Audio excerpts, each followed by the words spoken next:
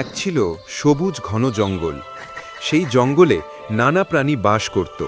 হাতি, হরিণ, বানর, পাখি আর ছিল এক চতুর ছোট খরগোশ। খরগোশটি খুব দয়ালু ছিল, সবার সঙ্গে মিষ্টি করে কথা বলতো। কিন্তু সেই জঙ্গলে এক দুষ্টু শিয়ালও বাস করত, যে সবসময় অন্য প্রাণীদের ঠকানোর চেষ্টা করত। একদিন শিয়ালটি ভাবল, আজ আমি খরগোশটাকে ধরব, ওর মাংস খেলে আমার পেট ভরে যাবে। তাই সকালে সে লুকিয়ে খরগোশের গর্তের কাছে বসে রইল। কিছুক্ষণ পর খরগোশ বেরিয়ে এলো গাজর খুঁজতে। শিয়াল তখন হঠাৎ সামনে লাফ দিয়ে বলল, আরে বন্ধু খরগোশ, তোমাকে দেখে কত ভালো লাগছে, আজ আমি তোমার সঙ্গে দুপুরে ভোজ দেব। খরগোশ বুঝে গেল শিয়াল কিছু একটা কৌশল করছে, কিন্তু সে ভয় পেল না। শান্তভাবে বলল, ভালো তো, আমি তোমার সঙ্গে খেতে খুব খুশি হব, তবে আগে চলো নদীর ধারে যাই, ওখানে অনেক গাজর আর ফল আছে। শিয়াল খুশি হয়ে রাজি হলো। খরগোশ তাকে নিয়ে নদীর দিকে চলল। সেখানে একটা গভীর কূপ ছিল। খরগোশ জানত কূপের মধ্যে জল পরিষ্কার, আর তার ওপর আকাশের প্রতিবিম্ব দেখা যায়। খরগোশ কূপের পাশে গিয়ে বলল, শিয়াল ভাই, নিচে দেখো, কূপের ভেতরে আরও এক শিয়াল আছে, তোমার মতোই। ও নাকি বলছে সে তোমার ভোজে আসবে না। শিয়াল নিচে তাকিয়ে দেখে সত্যি আরেকটা শিয়ালের মতো ছায়া কূপের জলে ভাসছে। সে রেগে গিয়ে বলল, আমাকে অপমান করবে, আমি এক্ষুনি তোকে শিখিয়ে দিচ্ছি, বলে সে কূপে ঝাঁপিয়ে পড়ল।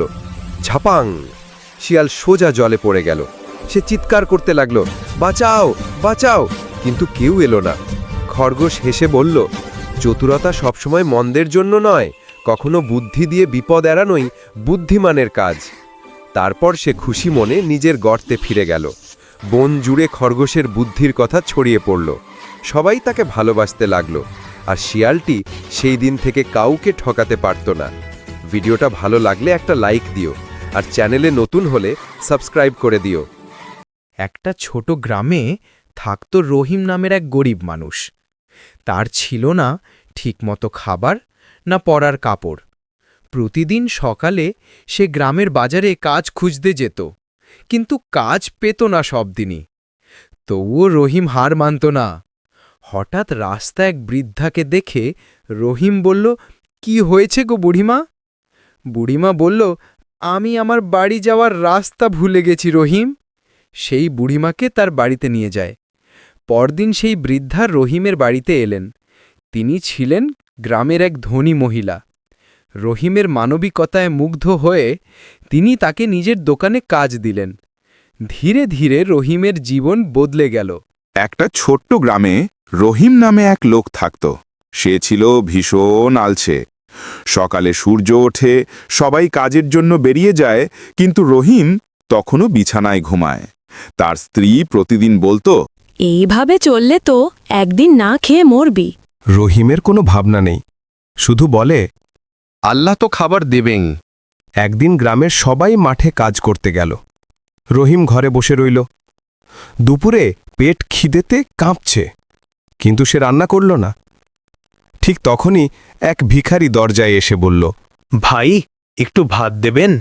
রহিম রেগে গিয়ে বলল, তুমি নিজে ভিক্ষা করতে পারো, আমি তো তাও করতে আলসেমি করি। সন্ধ্যায় রহিম দেখল সবার চুলা থেকে ধোঁয়া উঠছে, ঘরে ঘরে ভাতের গন্ধ। তখন তার মনে হল, যে কাজ করতে চায় না সে সুখের মুখও দেখে না। পরদিন ভোরে সে প্রথমবারের মতো মাঠে গেল কাজ করতে। সেই দিন থেকে রহিম বুঝল, আলসেমি মানুষকে দরিদ্র করে, আর পরিশ্রমী জীবনের আসল পথ। একটা ছোট গ্রামে থাকত রহিম নামের এক গরিব মানুষ। তার ছিল না ঠিকমতো খাবার, না পরার কাপড়। প্রতিদিন সকালে সে গ্রামের বাজারে কাজ খুঁজতে যেত, কিন্তু কাজ পেত না সব দিনই। তবুও রহিম হার মানত না। হঠাৎ রাস্তা এক বৃদ্ধাকে দেখে রহিম বলল, কি হয়েছে গো বুড়িমা? বুড়িমা বলল, আমি আমার বাড়ি যাওয়ার রাস্তা ভুলে গেছি রহিম। সেই বুড়িমাকে তার বাড়িতে নিয়ে যায়। পরদিন সেই বৃদ্ধা রহিমের বাড়িতে এলেন। তিনি ছিলেন গ্রামের এক ধনী মহিলা। রহিমের মানবিকতায় মুগ্ধ হয়ে তিনি তাকে নিজের দোকানে কাজ দিলেন। ধীরে ধীরে রহিমের জীবন বদলে গেল। ভিডিওটা ভালো লাগলে একটা লাইক করবে, আর চ্যানেলে যদি নতুন হয়ে থাকেন তাহলে একটা সাবস্ক্রাইব করুন। একটা ছোট্ট কুড়ে ঘরে থাকত রহিম আর তার স্ত্রী সালমা। তাদের সংসারে নেই কোনো বিলাসিতা, নেই ভালো খাবার, নেই বিদ্যুৎ, শুধু আছে একে অপরের ভালোবাসা আর আশা। রহিম প্রতিদিন সকালে বাজারে যায়, কাঁধে পুরনো একটা বস্তা। সে অন্যের দোকান থেকে পচা সবজি আর ফেলে দেওয়া ফল তুলে আনে। সেই দিয়েই সালমা রান্না করে, দুজন মিলে খায়। সালমা প্রতিদিন চুলার ধোঁয়ায় চোখ মুছে বলে, একদিন আমাদের দিন বদলাবে রহিম, আল্লাহ নিশ্চয়ই আমাদেরও হাসি ফিরিয়ে দেবেন। রহিম হেসে উত্তর দেয়, যতদিন তুমি পাশে আছো ততদিন এই গরিব সংসারও আমার কাছে স্বর্গ। একদিন রহিম বাজারে এক বৃদ্ধাকে সাহায্য করল। তিনি পড়ে গিয়েছিলেন, তার সব ফল ছড়িয়ে পড়েছিল। রহিম বিনা দ্বিধার সব তুলে দিল। বৃদ্ধা খুব খুশি হলেন। পরদিন সকালে রহিমের ঘরের সামনে দাঁড়িয়েছিল সেই বৃদ্ধা। তিনি রহিমকে একটা পুরনো কাঠের বাক্স দিলেন। বললেন, এই বাক্সটা খুলো, তবেই বুঝবে তুমি কেমন মানুষ। রহিম বাক্স খুলতেই দেখল ভেতরে কিছুই নেই। সে অবাক হয়ে হাসল। বৃদ্ধা মা, আপনি নিশ্চয়ই ভুল করেছেন। বৃদ্ধা হেসে বললেন, না বাছা, এই বাক্সটা ফাঁকা নয়। এতে আছে তোমার সততা, তোমার দয়া, তোমার ভালোবাসা। এই গুণগুলোই তোমাকে ধনী করবে। এরপর থেকে রহিম আর সালমা আগের মতোই দরিদ্র ছিল, কিন্তু তাদের হৃদয় ভরে উঠেছিল এক নতুন সুখে। রাতের অন্ধকারেও তাদের ঘরে জ্বলত ভালোবাসার আলো। ক্ষীরপুর গ্রামের বটগাছটার গল্প সবাই জানে, কিন্তু কেউ জানে না ওটার নিচে আসলে কি আছে। রাহুল শহর থেকে বেড়াতে এসেছিল। লোকালরা বলল রাতে ওই পথ দিয়ে যেন না যায়, কিন্তু রাহুলের কৌতূহলটা জাগল। ও ঠিক করল নিজেই দেখে আসবে। চাঁদের আলোয় বটগাছটা হালকা কাঁপছিল। কোনো হাওয়া নেই, তবু পাতাগুলো কাঁপছে। ওর বুকের ভেতর ধকধক করছে, তবু পা থামল না। হঠাৎ শুনল নিচ থেকে কারোর গলা, ফিরে যা, এখনো সময় আছে। রাহুল চারদিক তাকালো, কেউ নেই। শব্দটা এলো মাটির দিক থেকে। ও এগিয়ে গেল পুরনো মন্দিরটার দিকে। দরজায় একটা তালা, যেটা নিজে থেকেই খুলে গেল। ওর গা দিয়ে কাঁটা দিল। ভেতরে ঘন অন্ধকার, মাটির নিচ থেকে যেন কারোর শ্বাসের শব্দ। রাহুল ধীরে ধীরে পিছোতে লাগল। ঠিক তখন মাটি নড়ল। ওর চোখ নামল নিচে, দেখল মাটির ভেতর থেকে একজোড়া হাত উঠছে। আর এক মুহূর্তেই সেই হাতটা ওর কাঁধে। গ্রামের নাম শান্তিপুর। সেখানেই থাকত সোহেল আর তার স্ত্রী মায়া। ছোট্ট একটি ঘর, পাশে সবুজ মাঠ, আর কয়েকটা প্রাণী ছিল তাদের সম্বল। এক গরু, দুইটা ছাগল, কয়েকটা হাঁস আর কিছু মুরগি। তারা ধনী ছিল না, কিন্তু ছিল পরম সুখী। প্রতিদিন সকালে মায়া হাঁসগুলোর জন্য খাবার ছিটিয়ে দিত, আর সোহেল গরুটা নিয়ে মাঠে চলে যেত। বাতাসে দোল খেত ধান ক্ষেত, পাখিরা গান গাইত, মাঠে ছড়াতো জীবনের উচ্ছ্বাস। একদিন সকালে সোহেল দেখে গরুটি কাঁপছে, কিছু খাচ্ছে না। সে বুঝল কিছু একটা হয়েছে। তাড়াতাড়ি মায়াকে ডেকে আনল। মায়া উদ্বিগ্ন চোখে বলল, সোহেল, যদি গরুটার কিছু হয়ে যায় তাহলে আমরা কিভাবে চলব? সোহেল গরুটির মাথায় হাত রেখে বলল, চিন্তা করো না, ওকে আমরা বাঁচাবো। তারা স্থানীয় হাকিমের কাছে গিয়ে কিছু ভেষজ ওষুধ আনল। 3 দিন ধরে দিনরাত পালা করে গরুটির যত্ন নিতে লাগল। পানি খাওয়ানো, শরীর মুছে দেওয়া, মুখে ভালোবাসা ভরা কথা বলা। চতুর্থ দিনের সকালে সূর্য ওঠার সঙ্গে সঙ্গে গরুটি প্রথমবারের মতো উঠে দাঁড়ালো। ধীরে ধীরে ঘাস খেতে শুরু করল। মায়ার চোখ বেয়ে অশ্রু গড়িয়ে পড়ল, কিন্তু তা ছিল আনন্দের কান্না। সোহেল হাসতে হাসতে বলল, দেখো মায়া, ভালোবাসা আর যত্ন দিলে জীবন ফিরেই আসে। সেদিন বিকেলে তারা দুজনে মাঠে বসে সূর্যাস্ত দেখল। পাখিরা বাসায় ফিরছে, হাঁসগুলো পুকুরে সাঁতার কাটছে, ছাগলগুলো আনন্দে লাফাচ্ছে। মায়া নরম গলায় বলল, এই মাঠ, এই প্রাণীগুলো সব আমাদের পরিবারের মতো। সোহেল তার হাত ধরে বলল, যতদিন আমরা ভালোবাসব, যত্ন নেব, ততদিন এই পৃথিবীও আমাদের প্রতি দয়া করবে। সেই দিন থেকে তারা সিদ্ধান্ত নিল শুধু নিজেদের নয়, গ্রামের অন্য প্রাণীদেরও যত্ন নেবে। তাদের মাঠ হয়ে উঠল গ্রামের সবচেয়ে প্রাণবন্ত জায়গা, যেখানে ভালোবাসা, দয়া আর জীবনের শিক্ষা প্রতিদিন নতুন করে ফুটে ওঠে। ভিডিওটা ভালো লাগলে একটা লাইক করবে, আর চ্যানেলে যদি নতুন হয়ে থাকেন তাহলে একটা সাবস্ক্রাইব করুন। নদীর গভীরে বাস করত ছোট্ট এক রঙিন মাছ, নাম তার টুনা। টুনা ছিল দুষ্টুমি প্রিয় আর সবসময়ই নতুন কিছু করার স্বপ্ন দেখত। অন্যদিকে নদীর পাড়ের কাছে থাকত এক শান্ত স্বভাবের কচ্ছপ, নাম টুমি। টুমি ছিল ধীর কিন্তু ভীষণ বুদ্ধিমান। নদীর প্রাণীরা প্রায়ই তার কাছে পরামর্শ নিতে আসত। টুনা আর টুমি অনেক দিন ধরে বন্ধু। প্রতিদিন তারা দেখা করত আর গল্প করত। একদিন নদীতে হইচই পড়ে গেল। সবাই বলতে লাগল, নদীর গভীর তলায় লুকিয়ে আছে এক জাদুর মুক্তা। যে এই মুক্তা পাবে সে শুধু শক্তিশালীই হবে না, অন্যদের সাহায্য করার জাদুকরী ক্ষমতাও পাবে। এই খবর শুনেই টুনার চোখ চকচক করে উঠল। টুমি, আমরা যদি মুক্তাটা খুঁজে পাই তাহলে কত প্রাণীকে সাহায্য করতে পারবো। টুনি একটু ভেবে বলল, ঠিক বলেছ, তবে যাত্রা সহজ হবে না, অনেক বাধা অতিক্রম করতে হবে। পরদিন ভোরে তারা যাত্রা শুরু করল। নদীর প্রথম অংশে ছিল ভয়ানক স্রোত। টুনা দ্রুত সাঁতরে এগোতে লাগল, কিন্তু স্রোতের টানে সে একপাশে ভেসে যাচ্ছিল। টুমি ধীর হলেও বুদ্ধি করে নদীর নিচের পাথরের ফাঁক দিয়ে নিরাপদ পথ খুঁজে নিল। টুনা টুমির পথ ধরে সামনে এগোলো। তারা বুঝল, গতি আর বুদ্ধি একসাথে থাকলেই লক্ষ্য পাওয়া যায়। কিছু দূর যাবার পর তারা পৌঁছল এক অন্ধকার গুহায়। ভেতরটা এতটাই আধারে ভরা ছিল যে কিছু দেখা যাচ্ছিল না। টুমি তার খোলসে আঁচড় কেটে ছোট ছোট আলোর দাগ বের করল, আর টুনা তার রঙিন আঁশ দিয়ে সেই আলো প্রতিফলিত করে পথ উজ্জ্বল করল। হঠাৎ এক ভয়ানক কাঁকড়া তাদের পথ আটকাল। কাঁকড়াটা বলল, এই গুহার পথ কেউ অতিক্রম করতে পারবে না। টুনা ভয় পেয়ে গেল, কিন্তু টুমি ধীরে ধীরে কথা বলল, আমরা কোনো ক্ষতি করতে চাই না, শুধু মুক্তার খোঁজে যাচ্ছি। টুমির শান্ত স্বভাব দেখে কাঁকড়াটা অবাক হলো, আর টুনার সাহসী ভঙ্গি দেখে সরে দাঁড়ালো। অবশেষে তারা পৌঁছল নদীর এক রহস্যময় কোণে। শ্যাওলায় ঢাকা এক পাথরের ফাঁকে মৃদু আলো ঝলমল করছে। টুনা দ্রুত সাঁতরে গিয়ে দেখল, এটাই সেই জাদুর মুক্তা। মুক্তার আলো এত সুন্দর যে চারপাশের পানি ঝলমল করে উঠল। দুজনেই খুব খুশি হলো, কিন্তু তারা একে অপরের দিকে তাকিয়ে বলল, আমরা এটাকে একা ব্যবহার করব না, এটা হবে আমাদের সবার জন্য। সেই থেকে টুনা আর টুমি একসাথে মুক্তার শক্তি ব্যবহার করতে শুরু করলো। যখনই কোনো ছোট মাছ স্রোতে ভেসে যায়, মুক্তার আলো জ্বালিয়ে তারা তাকে উদ্ধার করে।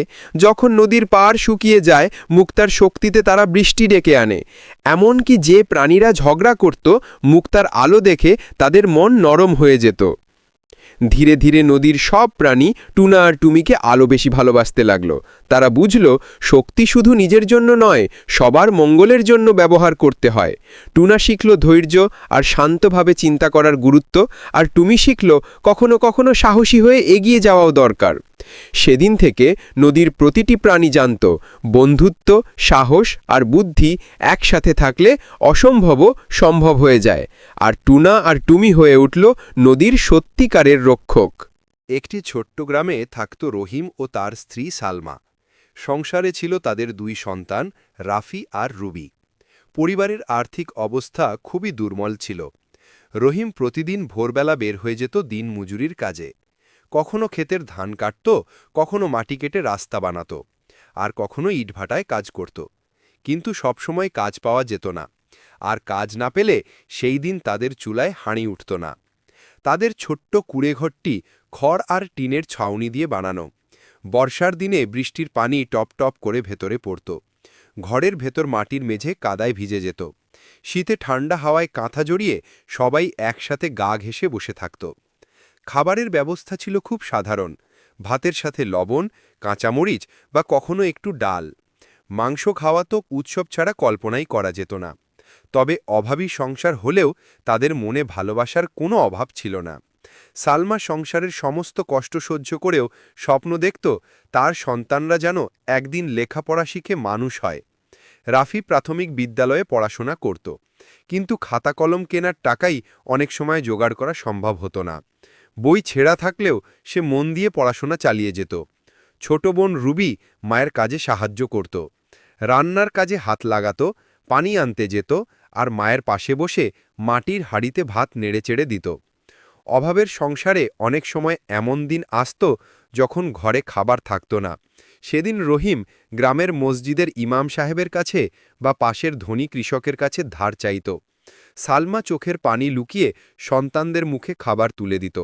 সন্তানরা অনেক সময় অভাব বুঝতে পেরে মাকে বলতো, মা, আজকে আমরা শুধু ভাত খেয়ে নেব, কোনো তরকারি লাগবে না। এই সরল কথায় মায়ের বুক ভেঙে যেত, আবারও শক্ত হয়ে যেত সন্তানদের ভবিষ্যতের জন্য। একদিন গ্রামে একটি এনজিওর কর্মীরা এলো। তারা খুঁজে খুঁজে দরিদ্র পরিবারগুলোকে বেছে নিল শিক্ষা সহায়তার জন্য। রহিম ও সালমার সন্তানরাও সেই তালিকায় পড়ল। খবরটা শুনে সালমা আনন্দে কেঁদে ফেলল। তার মনে হলো এতদিনের কষ্ট হয়তো কোনোদিন রং আনবে। রাফি আর রুবি এখন নিয়মিত স্কুলে যেতে পারবে, খাতা কলম পাবে, আর তাদের স্বপ্ন পূরণ হতে শুরু করবে। রহিমও নতুন উদ্যমে কাজ করতে লাগল। তার মনে হলো হয়তো একদিন সন্তানরা মানুষ হয়ে দারিদ্র্যের এই অন্ধকার থেকে সবাইকে মুক্ত করবে। অভাবী সংসার হয়তো আজ কষ্টে ডুবে আছে, কিন্তু ভালোবাসা, ত্যাগ আর শিক্ষার আলোয় একদিন তা আলোকিত হয়ে উঠবে। ভিডিওটা ভালো লাগলে একটা লাইক করবেন, আর চ্যানেলে যদি নতুন হয়ে থাকেন তাহলে একটা সাবস্ক্রাইব করুন। গ্রামের নাম শালবন। সেখানেই থাকতেন কৃষক রহিম। প্রতিদিন ভোরে সূর্য ওঠার আগেই তিনি মাঠে যেতেন। হাতে লাঙ্গল আর গরুর জোড়া নিয়ে তিনি জমিতে কাজ করতেন। রহিমের জীবন খুব সহজ ছিল না। বছরের পর বছর খরার কারণে ফসল ভালো হতো না। তবু তিনি হাল ছাড়েননি। তার বিশ্বাস ছিল পরিশ্রম করবে, একদিন নিশ্চয়ই ফল মিলবে। এক বছর বর্ষাকালে ঠিকমতো বৃষ্টি হল। রহিম মাঠে ধান বুনলেন। প্রতিদিন গরমে বৃষ্টিতে কাদায় নেমে গাছের যত্ন নিলেন। কখনো রাতে বাতি জেলে পোকামাকড় তাড়িয়েছেন, আবার কখনো ভোরে সেচের পানি দিয়েছেন। কয়েক মাস পর সোনালি ধানে ভরে গেল গোটা মাঠ। বাতাসে ধানের গন্ধে যেন গ্রাম উৎসব মুখর হয়ে উঠল। রহিম আনন্দে কেঁদে ফেললেন। তিনি বললেন, এই মাঠেই আমার জীবন, আমার গর্ব। সেই বছর ফসল বিক্রি করে তিনি পরিবারের মুখে হাসি ফোটালেন। ছেলেকে স্কুলে ভর্তি করালেন। গ্রামের সবাই বলল, রহিম পরিশ্রমের প্রতীক। একটা হাঁস জঙ্গলে গিয়ে ডিম পাড়ে। ডিম পাড়ার পরে সে ডিমগুলোকে দেখতে থাকে। হঠাৎ ডিম ফেটে বাচ্চা বেরিয়ে এলো। তারপরে বড় হাঁস তার বাচ্চাগুলোকে নিয়ে হাঁটতে লাগলো। বাচ্চা হাঁস দুইটা পানিতে সাঁতার কাটতে শুরু করলো। অন্যদিকে আরেকটি হাঁসের বাচ্চা পানি পান করতেছিল। হঠাৎ হাঁস বাচ্চা কান্না করতে লাগলো। তারপর বড় হাঁস তাকে জড়িয়ে ধরে বলল, কান্না কইরো না। তারপর বাচ্চা হাঁস একা একা হেঁটে চলে গেল জঙ্গলের দিকে। পরে বাচ্চা হাঁসটা কচ্ছপ আর শিয়ালের সাথে দেখা করল। তাদের সাথে দেখা করার পরে চলে গেল খরগোশের কাছে এবং খরগোশকে গিয়ে মনের সব কষ্টের কথা বলল। তারপরে বাচ্চা হাঁস চলে গেল খরগোশের ঘরের ভিতরে।